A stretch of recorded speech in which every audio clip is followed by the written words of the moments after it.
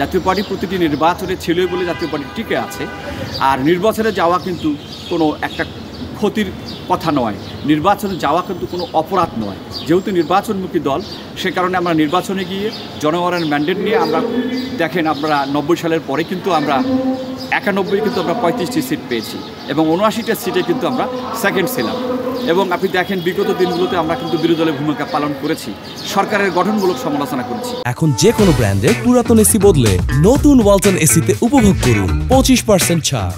আমরা ওয়াকআউট, বিগত সংসদে কিন্তু আমাদের সংসদ সদস্যরা ওয়াকআউট করেছে, আমাদের পার্টির চেয়ারম্যান জনতা জিএম কাদের নেতৃত্বে কিন্তু ওয়াকআউট হয়েছে। সুতরাং জাতীয় পার্টি একটি জনপ্রিয় দল, জাতীয় পার্টি একটি নির্বাচনমুখী দল, জাতীয় পার্টির অনেক উন্নয়ন সংস্কার এদেশে রয়েছে যেটি অস্বীকার করার কোনো উপায় নেই। আমি মনে করি যে আসলে এখন যে অন্তর্বর্তীকালীন সরকার রয়েছে সেই সরকারের প্রয়োজনীয় সংস্কার শেষে নির্বাচন দেওয়া দরকার। কারণ নির্বাচন যদি বিগত সরকারের সিলমারা নির্বাচন হয়, সেটিং ভোট হয়, সেই ভোট না করাই ভালো। আমি মনে করি পুরোপুরি সংস্কার শেষে নির্বাচন করা দরকার। তবে যেহেতু অন্তর্বর্তীকালীন সরকার, তাদের সময় কম, তো আমি মনে করি যে এগুলো সংস্কার গুরুত্বপূর্ণ, সেগুলো শেষেই কিন্তু একটি নির্বাচন করা দরকার। যত তাড়াতাড়ি নির্বাচন হবে তত তাড়াতাড়ি কিন্তু একটি নির্বাচিত সরকার বসবে।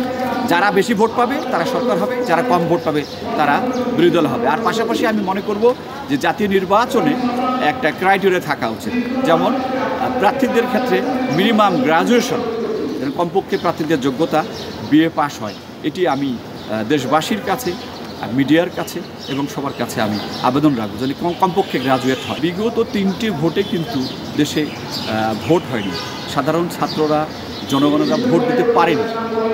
তো সে কারণে পল্লীবন্ধু হুসেইন মোহাম্মদ এরশাদের ভাই জননেতা জিএম কাদের, তিনিও কিন্তু বিগত 5 বছর সরকারের অনিয়ম, দেশের সমস্যা, আর্থিক সংকট সব কিছুই তিনি 5 বছর কিন্তু প্রচার করেছেন। এবং আপনি জানেন, দেশ ও বিদেশের মানুষ জানেন, একটি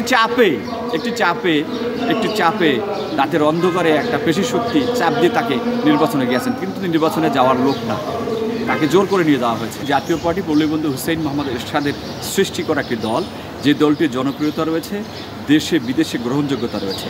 আপনি জানেন পল্লীবন্ধু হুসেইন মোহাম্মদ এরশাদকে আমরা এদেশের শ্রেষ্ঠ সংস্কারক এবং উন্নয়নের মহানায়ক বলব। কারণ পল্লীবন্ধু হুসেইন মোহাম্মদ এরশাদের উপজেলা ব্যবস্থা, দুঃস্থগ্রাম, কতকলি ট্রাস্ট, এক বুক পানিতে নেবে বন্যাতে মানুষকে ত্রাণ দেওয়া, আপনি যেদিকেই যান না কেন পল্লীবন্ধু হুসেইন মোহাম্মদ এরশাদের অবদান জেলা এবং উপজেলায় রয়েছে, যেগুলো অস্বীকার করা যাবে না। আপনি প্রশ্ন করেছেন যে নির্বাচন, জাতীয় পার্টি একটি নির্বাচনমুখী দল।